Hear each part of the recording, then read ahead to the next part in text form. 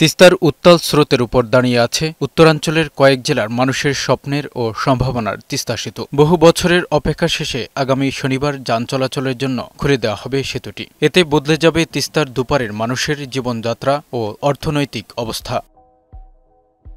গাইবান্ধার সুন্দরগঞ্জের হরিপুর থেকে কুড়িগ্রামের চিলমারি পর্যন্ত তিস্তা নদীর উপর নির্মিত হয়েছে এই সেতু। এলজিইডির মাধ্যমে বাস্তবায়িত এটি দেশের প্রথম দীর্ঘতম সেতু।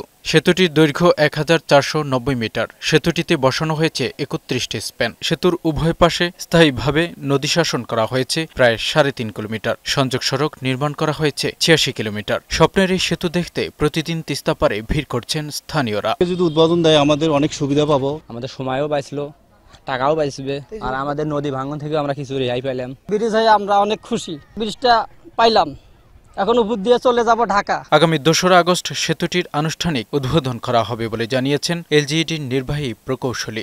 এই ব্রিজটি এই এলাকার মানুষকে যেমন আত্মনির্ভরশীল করবে এবং এলজিইডিকেও তার যে প্রান্তিক মানুষের কাজ করার জন্য যে উদ্যোগ, যে প্রশংসনীয় চেষ্টা, তার একটি অভূতপূর্ব মাইলফলক হিসেবে কাজ করবে। ২০১৪ সালের ২৬ জানুয়ারি সেতুটির কাজের ফলক উন্মোচন করা হয়, কিন্তু এর নির্মাণ কাজ শুরু হয় ২০২১ সালে। ব্যয় হয়েছে ৭৩০ কোটি ৮৫ লাখ টাকা। এমজে জুয়েল, বৈশাখী সংবাদ।